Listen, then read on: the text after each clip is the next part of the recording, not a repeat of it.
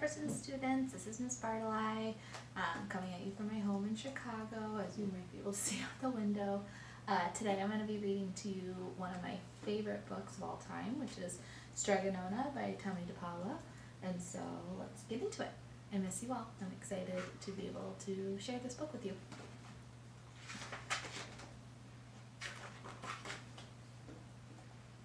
She is.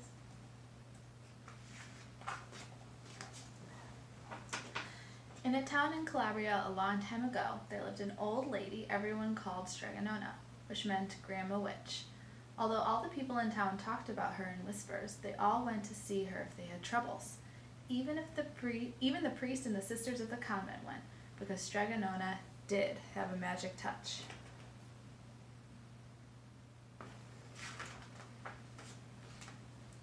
She could cure a headache with oil and water and a hairpin. She made special potions for the girls who wanted husbands, and she was very good at getting rid of warts. But Strega Nona was getting old, and she needed someone to help her little house and garden, so she put up a sign in the town square.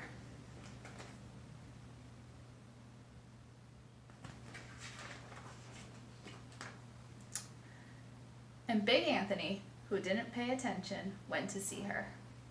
"Anthony," said Strega Nona, "you must sweep the house and wash the dishes. You must weed the garden and pick the vegetables. You must feed the goat and milk her. You must fetch the water. For this I will give you 3 coins and a place to sleep and food to eat." "Oh, grazie," said Big Anthony. "One thing you must never do," said Strega Nona, "is touch the pasta pot. It is very valuable, and I don't let anyone touch it." "Oh, si, yes," said Big Anthony. And so the days went by. Big Anthony did his work, and Strega Nona met with the people who came to see her for headaches and husbands and warts. Big Anthony had a nice bed to sleep in next to the goat shed, and he had food to eat. One evening, when Big Anthony was milking the goat, he heard Strega Nona singing. Peeking in the window, he saw Strega Nona standing over the pasta pot.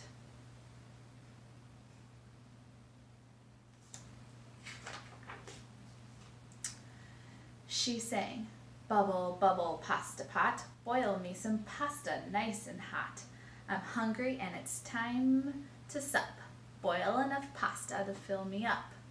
And the pasta pot bubbled and boiled and was suddenly filled with steaming hot pasta. Then Strega Nona sang, "Enough, enough, pasta pot. I have my pasta nice and hot. So simmer down my pot of clay until I'm hungry another day." "How wonderful," said Big Anthony. "That is a magic pot for sure." And Strega Nona called Big Anthony in for supper. But too bad for Big Anthony, because he didn't get to see Strega Nona blow 3 kisses to the magic pasta pot.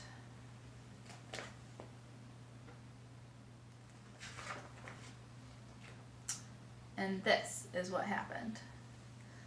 The next day, when Big Anthony went to the town square to fetch the water, he told everyone about the pasta pot, and naturally everyone laughed at him because it sounded so silly.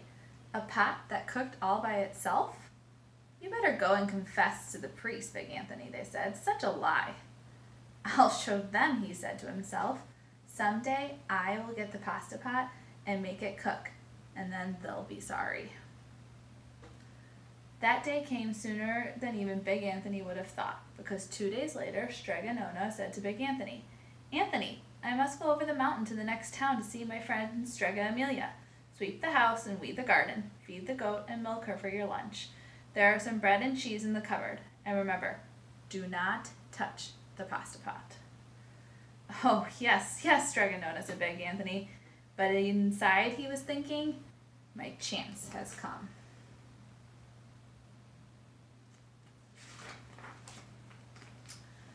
As soon as Strega Nona was out of sight, Big Anthony went inside, pulled the pasta pot off the shelf, and put it on the floor. "Now, let's see if I can remember the words," said Big Anthony. And Big Anthony sang, "Bubble, bubble, pasta pot, boil me some pasta nice and hot. I'm hungry and it's time to sup. Boil enough to fill me up." And sure enough, the pot bubbled and boiled and began to fill up with pasta. "Aha!" said Big Anthony, and he ran to the town square, jumped on the fountain, and shouted, "Everyone get forks and plates and platters and bowls, pasta for all at Strega Nona's house. Big Anthony has made the magic pasta pot work." Of course, everyone but ran home to get forks and plates and platters and bowls, and sure enough, when they got to Strega Nona's, the pasta pot was so full it was beginning to overflow.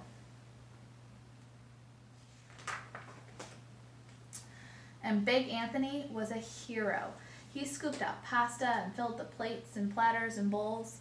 There was more than enough for all of the townspeople, including the priest and the sisters from the convent, and some people came for 2 and 3 helpings, but the pot was never empty.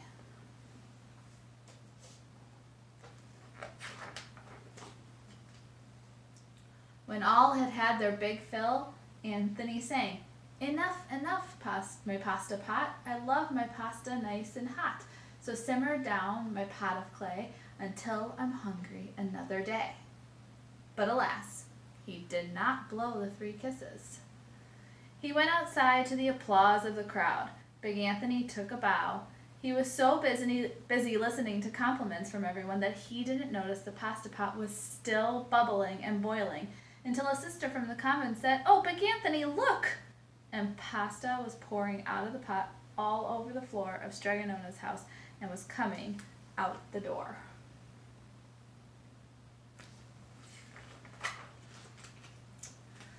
Big Anthony rushed in and shouted the magic words again, but the pot kept bubbling.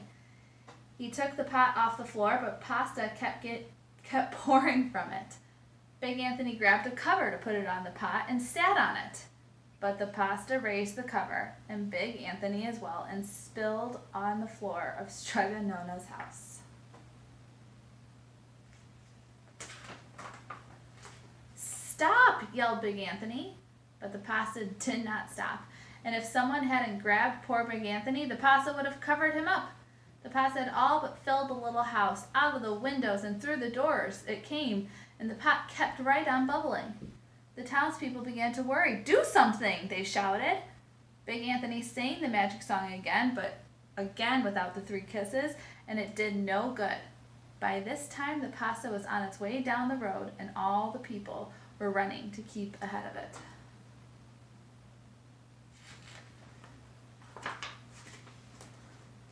"We must protect our town from the pasta," shouted the mayor. "Get mattresses, tables, doors, anything to make a barricade." But even that didn't work. The pot kept bubbling and the pasta kept coming.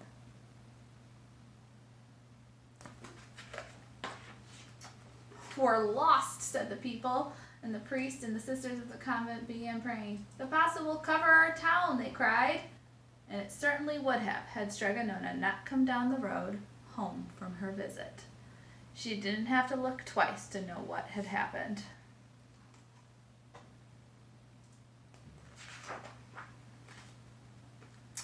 She sang the magic song and blew the 3 kisses, and with a sputter, the pot stopped boiling and the pasta came to a halt.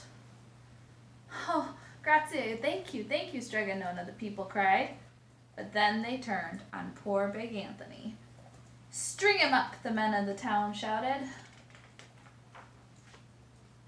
"Now wait," said Strega Nona. "The punishment must fit the crime."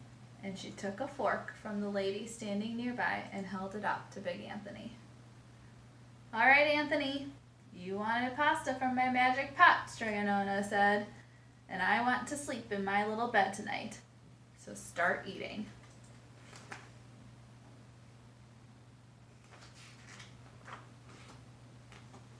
And he did. Poor Big Anthony.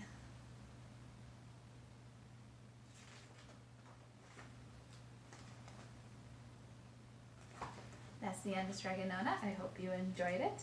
And I miss you all once again. And I look forward to hopefully seeing you soon. Have a good rest of your week and a great weekend.